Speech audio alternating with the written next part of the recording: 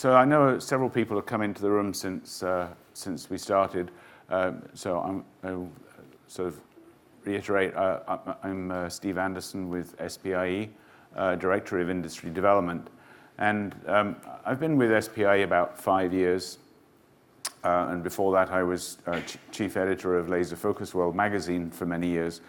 And in both roles, I've been involved in trying to understand how big our market is, what it's going to grow like, and so forth.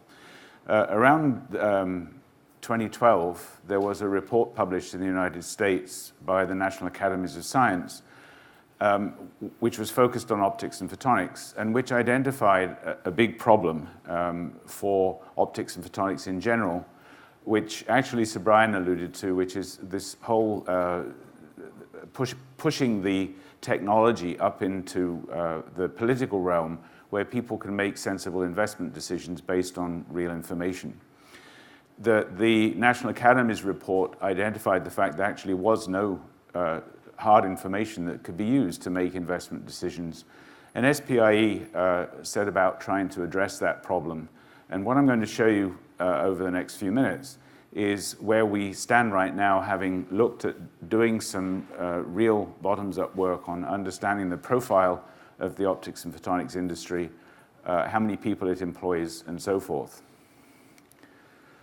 So I've divided the talk into 3 sections. Most of the work that we've done so far is on what we call the core components, the prisms, lenses, chips, and so forth. And that, of course, drives the enabled markets. And at the end, then, in the last few slides, I'll talk specifically about defense and security, given that's what the topic of most of the content here today is. So why do we want to measure the photonics market? And how do we do that? What this cartoon shows just up here is a very simple look at the value progression, the value chain within photonics. You start off with your core components. You have some products that are built off those photonics, going up to photonic-enabled products like a smartphone or an iPad or whatever, and then the enabled services, the internet, cloud computing, and so forth. But the big problem with all of this is, from the point of view of people that are just working in photonics, is there really is no definition of the photonics market. Why is that? Well, one of the reasons, which is, again, sort of political, is that nowhere in the world does any government actually have a set of economic identification codes that speak specifically to optics and photonics. There's no category where a company can come along and say, hey, I'm a photonics company. And in fact, if you look at the companies within our industry, they use, when you aggregate all the codes in the US anyway, they use about 300 different codes to identify themselves. And that's compounded by the fact that since it relies on companies self-identifying, and many of the end-use companies, and I mentioned a smartphone, so let's stay with Apple for a minute. Apple would never call itself a photonics company, and yet its number one product is totally photonics. It needs photonics to manufacture it. It needs photonics to assemble it. There are something like 13 or 15 laser processes just in the assembly. It uses 1 or 2 or more cameras, and it has a display. So that's a big problem. And one of the consequences of that is that lots of people sort of pile in and say, hey, we know the market. We're going to make an estimate for whatever particular photonic component is. And what you find when you start digging into it is that market estimates vary all over the place. I mean, there can be 100% difference in some of the market estimates for certain market segments. And the consequence of that, as I mentioned in the beginning, is that if you don't have numbers that you can stand behind, if you don't have numbers that people believe, it makes it very difficult in the financial community, the venture capitalists, for example, and the politicians to go to them and say, you know, we employ 3 million people, that's why you should care about this. Hence, what I'm going to show you now. So just to go into a little bit more detail to begin with, as far as the value chain is concerned, at the bottom, or in this cartoon in the middle, you have the core components, which I mentioned before. So you're looking at LED chips, laser chips, gratings, and so forth. You go up to the next level, and you're adding value. You put the chips into a camera, you put the LED chips into a lighting system, and so forth. And as you go up the chain, then you get into the enabled products, weapon systems we were just talking about, the smartphone, and so forth. And then going to the next level, you have the services that those enable, which include the internet, which is, of course, enables streaming video, audio, cloud storage services, e-commerce, and so forth. And in fact, in the National Academy's report that I mentioned, they actually estimated, when you add all of this together in this circle, that it was a $7 trillion industry. SPIE then, therefore, recognizing that there was no hardcore data that was defensible, set about trying to build a profile of the industry using actual company data. We wanted a set of companies that were in the industry that we could actually measure, add up all their revenues, and create a profile of the industry based on real information. So just quickly running through how we did that, we took a company basis using lists of exhibitors at photonics events worldwide, aggregating that, deduping it, and pulling it all together. We used about 25 or 30 different worldwide events, not just SPIE events, to create this list of companies. We then took out of the list anybody that didn't actually make and ship photonic widgets, whatever that might be. So, for example, publishers were taken out, consultants who weren't manufacturers were taken out, government labs, and so forth. And then we took that list and computed the total sales and jobs for all those companies using information that is either publicly available or in our database, which we believe is the largest photonics-focused database of company information in the world. And there's also commercial databases like Dun & Bradstreet, which is probably one of the best known, that track company sales, employee counts, and so forth on a regular basis. And we added all that up, but at the same time, we tried to assess for each of these companies how much of their business was actually just photonics. And that out of that desire was born something we came to call the photonics factor, which is simply the percentage of a company's business that is photonics oriented. And we ended up with a core industry assessment. What did that tell us? Well, the first one we did was based on 2012 data. We had 2,713 companies. Their total revenues, just photonics revenues, $158 billion, and they employed about 690,000 people worldwide. And this is global. So we did it again 2 years later, and the number of companies that were in our data set went up by 18% to 3,200. The sales in the business went up by 15% over 2 years for $182 billion, and the number of employees went up by 26%. So one of the conclusions you can come to from that is that we are a healthy industry, or at least we were back then, and growing very strongly, and the outlook was good. This graph shows you a profile of the companies, those 3,000 odd companies in the 2012 and the 2014 data set. The companies were divided by annual revenues into these categories, and you can see that the vast majority of these companies were small and medium-sized enterprises, in this case defined as companies with revenues of less than $10 million. About 75% of them actually were in that category. And then as you go up the the size scale, company-wise, then obviously the number of companies goes down until you get to the billion-dollar companies. It's a lot smaller.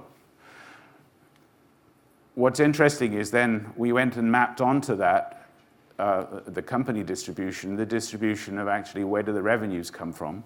It's probably not surprising to many of you anyway that most of the revenues in the photonics components business are generated by a few very large companies, the big firms dominating. In fact, 128 companies out of this set represented 80% of total revenues, total turnover in the global photonics industry. And the vast majority of the other companies generated only 4% of total sales.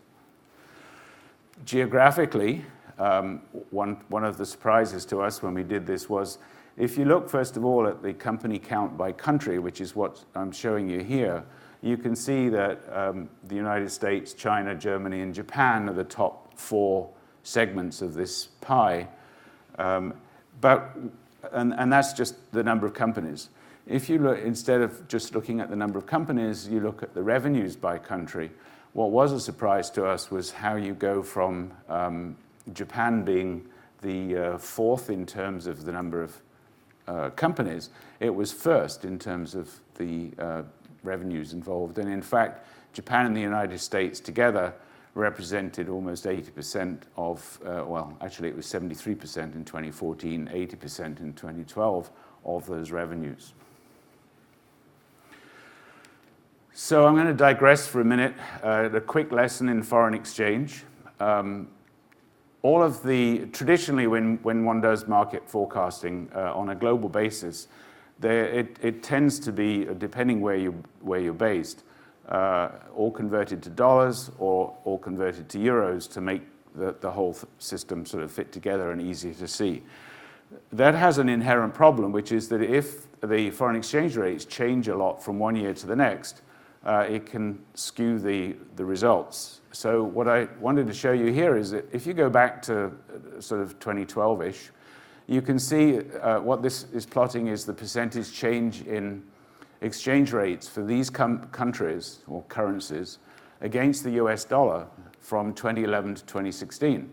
And the point here is that in 2012, the bandwidth, if you like, or of the change of currencies was quite small.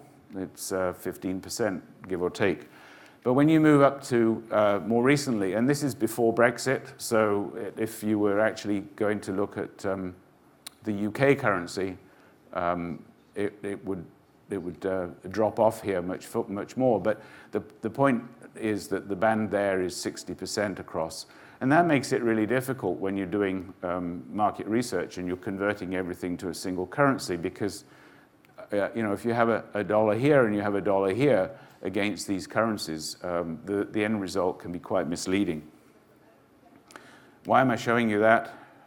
Well, actually, before I get to that, this actually emphasizes the movement that's taken place even more strongly by showing you just the yen and the euro, and how much of a movement, 39 or 40% in the euro over this period, and 50% in the yen.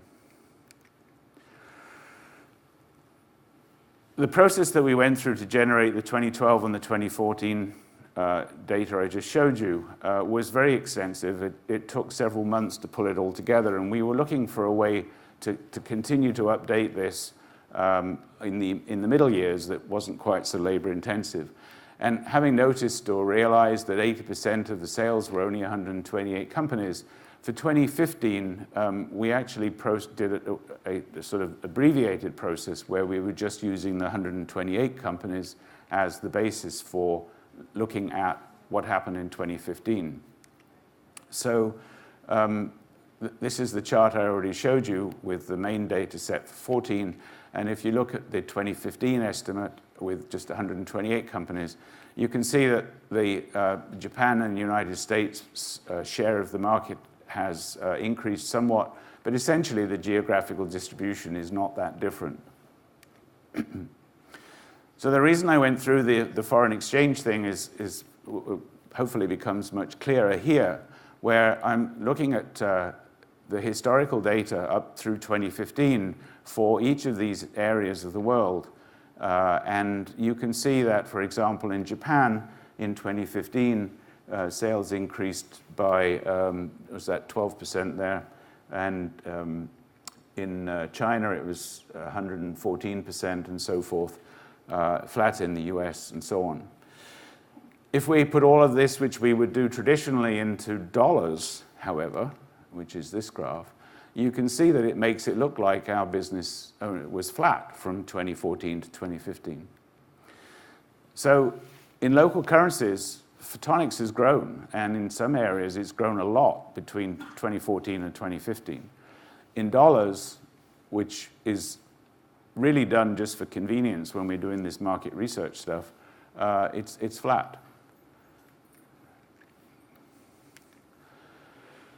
So in summary, for 2015, there's no negative growth in local currencies, but if you put those in the US dollars, it doesn't show a very good picture, which can be misleading. So moving on from the core components to the enabled markets, the next part of the process that we went through was crashing the computer, I guess. Looks like something just rebooted. There we go. And I apologize for this eye chart, but what I was trying to show you here is that we started to look at each of these individual segments. So, for example, defense and security, the ones that are relevant mostly here is the defense and security and the sensing. But the total of all adding this up is $1.4 trillion. And you can see, I've enlarged those there, the subsegments that are under defense and security and under sensing and monitoring. And this is 2012 information. So in some of these numbers, like, for example, LiDAR, there's been a substantial change since then, substantial growth. So again, the business in general is growing, is doing very well, and making size assessments of these markets is quite challenging on an ongoing basis. When we take that same information, put it into a pie chart, it's perhaps a little clearer to hear about which ones are the biggest one. And you can see that the largest segment is consumer and entertainment. That includes smartphones, it includes video games, which is why it's so much bigger than some of the other ones. And then the next two largest are defense and security and lighting and displays. And in fact, as I'm sure many of you know, the lighting business in particular is growing very strongly. And that's driven in large part by decisions by local authorities, both everywhere, China, the US, here, to switch out street lamps to LEDs, for example. Cars are all going to LEDs. There's a large groundswell there. Anyway, moving on and looking just at employment, if we take that $1.4 trillion and look at the employment for the same segment, photonics worldwide at the enabled market level, including the core optics, is employing about 3.5 million people, which is actually, just to put it in perspective, as many, if not more, than is employed by the auto industry. So coming back, just as a reminder, looking at the enabled products here, but specifically security and defense, when we went back and looked at the companies that were involved in that and what their revenues were, it came out at about 570 companies, generating about $216 billion in revenues. And again, this is just photonics, and employing about 560,000 people. How does that defense and security, the market segments, again, this is a bit of an eye chart, so I can enlarge that. And you can see, not surprisingly, the aerospace and defense industry is the largest segment today. although as Sir Brian Burridge pointed out, it's actually not growing very fast overall, but in the some of the other segments are growing quite fast. LiDAR is one of them, and biometrics and video surveillance are the other two. So the total sales in defense market of $216 billion is divided up like that. As far as how did the companies group, if you remember the chart I showed you for the core photonics, there was a significant number of companies down at this end of the scale, company scale.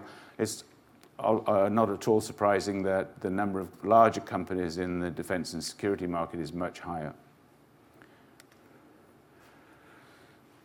In fact, whereas for the core components, there was something like 80% of the companies were SMEs in the defense industry, only about 25% are SMEs. And then geographically, we're looking at 570 companies. They span 37 countries. This gives you an idea of the breakdown by company count. And again, the United States actually represents about 50% of that. But when you took a look at revenues, again, we have the US and Japan, followed by Germany and France, occupying almost 50% of the 60% of the total. So that's the end of what I have to say about the market. I'll be happy to answer any questions afterwards, now or during the day. I'll be here all day. The last thing I just wanted to mention, for some of you here with products that are in this marketplace, the Prism Awards for next year are coming up. The closing date is the 7th of October.